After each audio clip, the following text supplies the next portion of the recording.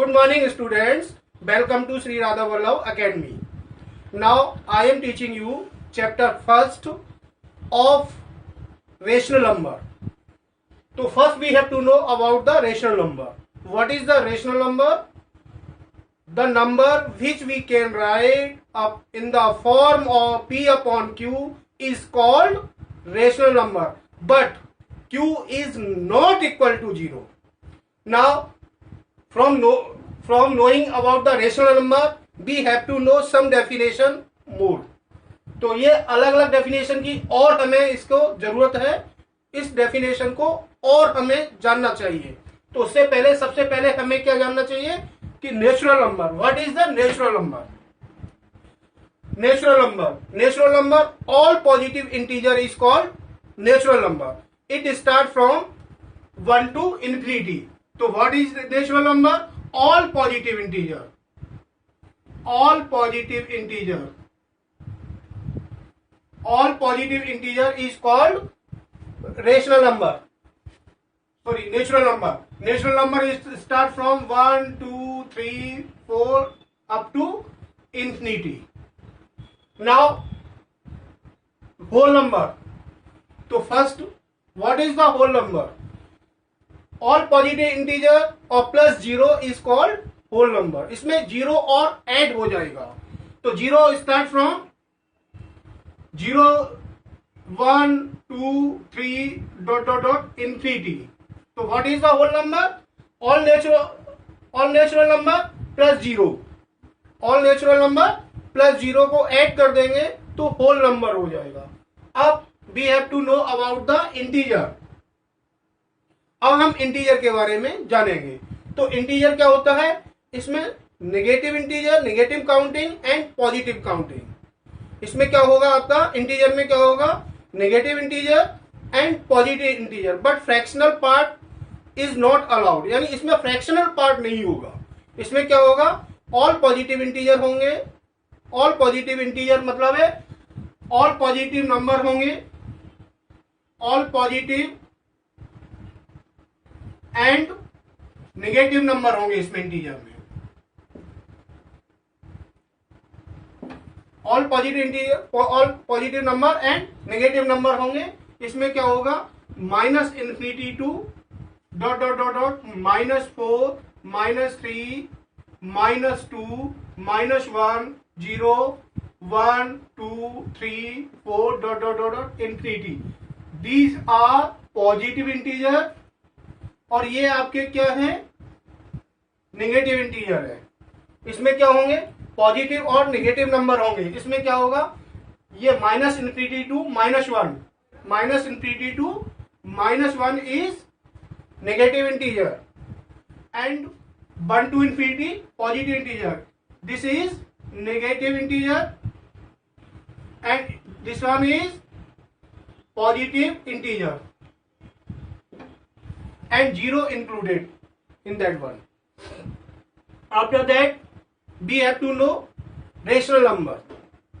तो rational number पहले हमने बता चुके हैं. rational number क्या है?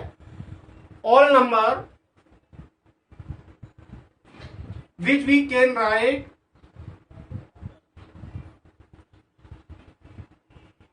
in the form of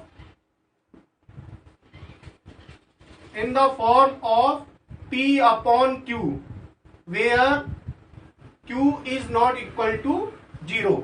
All number which can be write in the form of P upon Q, where Q is not equal to 0. तो क्या होगा? रेशनल नंबर क्या होगा? 0 होगा, 1 होगा, 2 होगा, 3 होगा, 4 upon 5 होगा, 6 upon 7 होगा. ये सारे क्या होंगे? रेशनल नंबर होंगे. और इरेशनल नंबर क्या होगा? इरेशनल नंबर क्या है? इसको number which we can not write, which we can not write in the form of P upon Q, where Q is not equal to 0. ये सारे आपके क्या होंगे? इरेशनल नंबर होंगे. कौन से होंगे? जिसको हम P अपॉन Q के रूप में नहीं लिख सकते, वो नंबर क्या होंगे?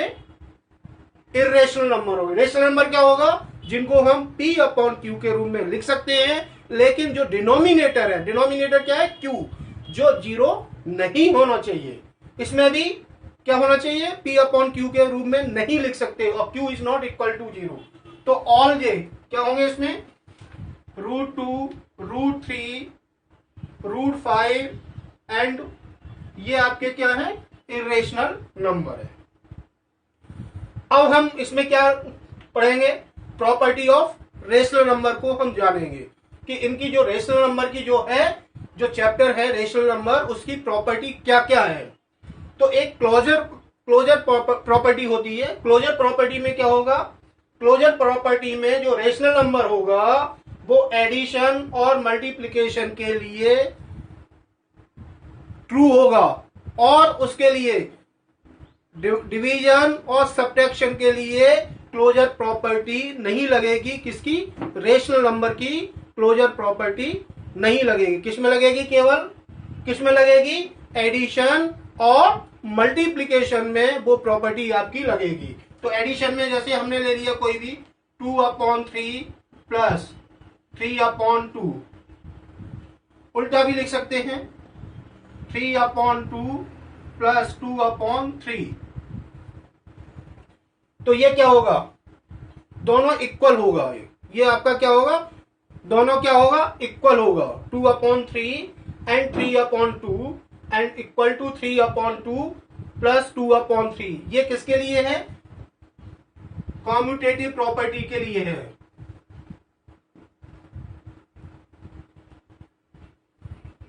कॉम्यूटेटिव प्रॉपर्टी क्या होती है? क्या होती है commutative property? A plus B equal to B plus A होना चाहिए। किसमें? एडिशन के लिए। एडिशन के लिए कॉम्यूटेटिव प्रॉपर्टी आपकी क्या होगी? A plus B equal to B plus A. ये आपकी ट्रू है, तो आपकी ये क्या है? क्लोजर प्रॉपर्टी आपकी फॉलो होती है। लेकिन किसमें होगी? एडिशन में होगी। केवल किसमें होगी? एडिशन में होगी। सिमिलरली ये किसमें होगी? मल्टीप्लीकेशन में होगी। मल्टीप्लीकेशन में क्या होगी? A into B equal to B into A. Example ले लो, यही ले लो आप।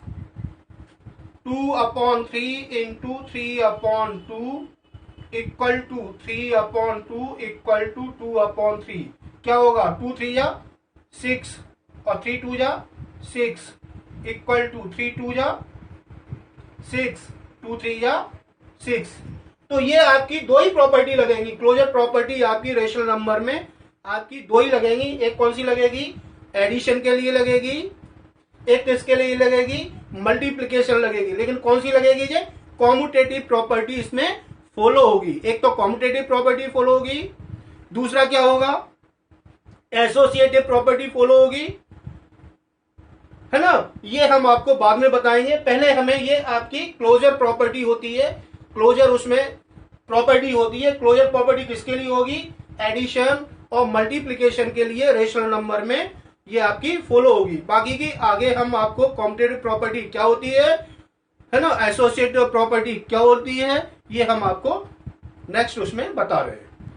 अब हम आपको competitive property, distributive property and associative property क्या होती है उसके बारे में आपको बता रहे हैं। तो कॉम्पिटेटिव वैसे हम बता चुके हैं कॉम्पिटेटिव प्रॉपर्टी, फिर दोबारा हम आपको बता रहे हैं कॉम्पिटेटिव प्रॉपर्टी क्या होती है। कॉम्पिटेटिव प्रॉपर्टी क्या होती है? A plus B equal to B plus A. ये किसके लिए है? Only for addition. It is for addition, for addition. Second क्या है?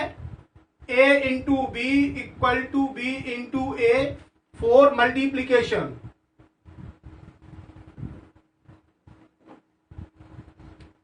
ये प्रॉपर्टी आपकी फॉलो नहीं होगी। सिमिलरली सेकंड है आपकी एसोसिएटिव प्रॉपर्टी।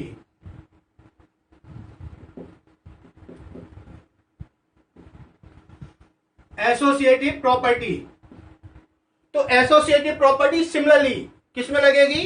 एडिशन में लगेगी और मल्टीप्लीकेशन में लगेगी। तो एसोसिएटिव प्रॉपर्टी एडिशन के लिए क्या होगी, फॉर एडिशन के लिए क्या होगी, A plus B plus C equal to A plus B and plus C. ये किसके लिए है, फॉर एडिशन। ये किसके लिए है, एडिशन के लिए एसोसिएटिव प्रॉपर्टी है। सिमिलरली मल्टीप्लीकेशन के लिए क्या होगी, A into B into C equal to A into B into C. किसके लिए होगी ये, फॉर मल्टीप्लीकेशन की। किसके लिए होगी जी, किसके लिए होगी, मल्टीप्लीकेशन के लिए होगी। तो आपकी combinative property and associative property ये किसके लिए होगी, एडिशन के लिए और मल्टीप्लीकेशन के लिए होगी, मल्टीप्लीकेशन के लिए होगी। अब क्या होगा इसमें, इसमें अब क्या होगा, अब हम लगा रहे थर्ड वाला distributive property.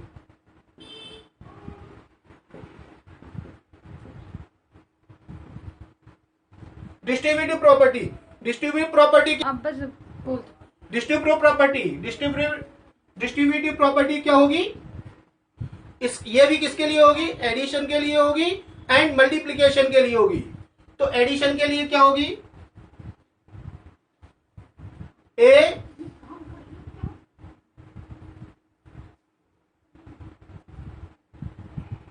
Plus A into B plus C equal to A B plus A C. ये आपकी किसके लिए होगी,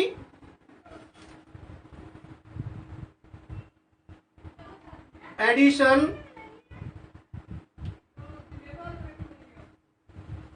इन मल्टीप्लीकेशन।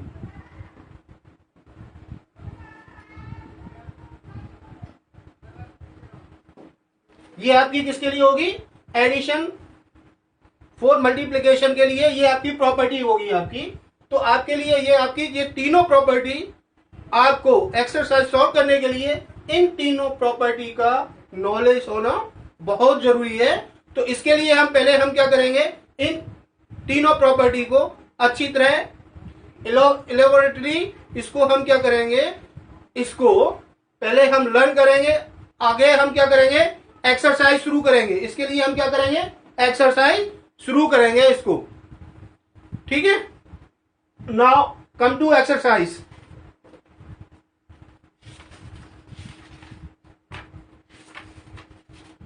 Exercise 1.1, exercise 1.1। तो यूजिंग एप्रोप्रिएट प्रॉपर्टी फाइंड, यानी इसको सॉल्व करना है।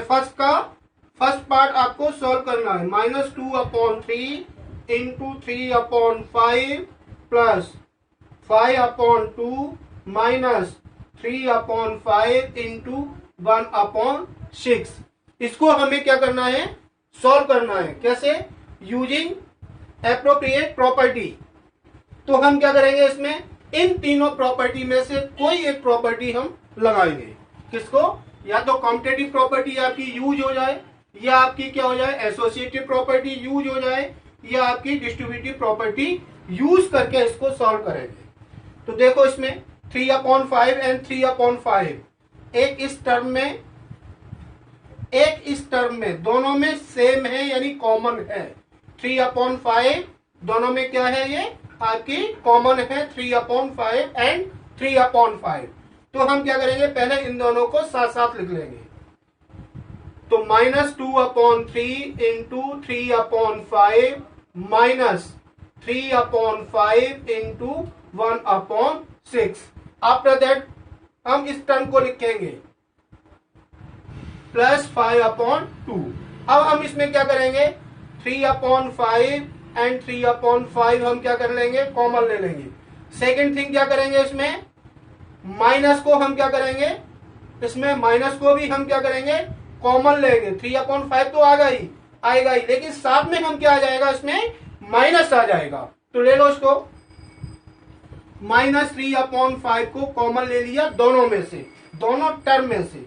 तो माइनस, एक तो ये माइनस चला गया इसमें से, एक क्या चला गया आपका 3/5 चला गया। तो क्या बचा आपका, क्या बचा आपका 2/3। तो ये आपका 2/3 बचा। उसके बाद यहां माइनस चला गया, तो यहां प्लस का साइन आ जाएगा। माइनस चला गया और 3/5 चला गया, तो यहां आप किसका साइन आ जाएगा, प्लस का साइन आ जाएगा। तो अब क्या बचा आपका 1/6, आफ्टर दैट 5/2। अब क्या करेंगे, ये फ्रैक्शन है, तो फ्रैक्शनल पार्ट को कैसे ऐड और सब्ट्रैक्ट करते हैं, फ्रैक्शनल पार्ट को कैसे ऐड सब्ट्रैक्ट करेंगे, डिनोमिनेटर का एलसीएम लेके। और 3 और 6 का एलसीएम क्या आएगा, 3 और 6 का एलसीएम आएगा 6 आएगा। तो -3/5 एलसीएम 6 आएगा। अब हम क्या करेंगे, इस 3 का 6 में डिवाइड करेंगे, कितनी बार जाएगा, 2 बार। एक 2j और एक 2j पहले से लिखा है यहां, तो इंटू 2, और इसके बाद ये प्लस का साइन है। 6 का 6 में डिवाइड देंगे, 1 बार जाएगा। एक 1 ये है और एक 1 ये है, और यहां प्लस 5/2। तो -3/5, 2 2 जा 4, प्लस 1/6 प्लस 5/2। ठीक, अब हम क्या करेंगे इसमें, -3/5, 4 और 1, 5/6 और प्लस 5/2। तो 5 और 5 कट गया, और क्या गया, 3 1 जा 3 और 3 2 जा 6। तो क्या बचा, -1/2,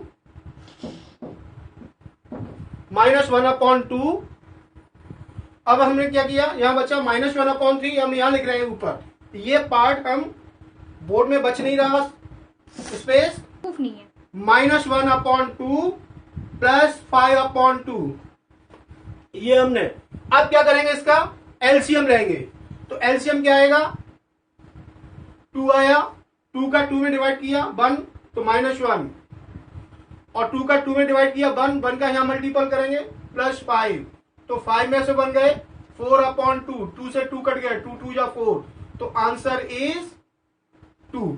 लेकिन इसमें क्या करना पड़ेगा, ये प्रॉपर्टी की हमने लिखा है इसमें, यूजिंग एप्रोप्रिएट प्रॉपर्टी। तो अब इसमें हमें लिखना पड़ेगा कौन सी प्रॉपर्टी यहां यूज की, -3/5 कॉमन लिया, कॉमन नहीं लिया, ये डिस्ट्रीब्यूटिव प्रॉपर्टी आपकी यूज हो गई। यहां कौन सी प्रॉपर्टी हो गई आपकी, डिस्ट्रीब्यूटिव प्रॉपर्टी हो गई। और यहां कौन सी हो गई, आगे पीछे लिया हमने, इसको यहां लिखा। तो ये हम इसको कॉम्यूटेटिव प्रॉपर्टी लिख सकते हैं, लेकिन यहां क्या है, नेगेटिव में कॉम्यूटेटिव प्रॉपर्टी यूज नहीं होती। लेकिन यहां हम क्या लिखेंगे, कौन सी प्रॉपर्टी है, associative property. Associative property use करके हमने इसको सॉल्व किया है।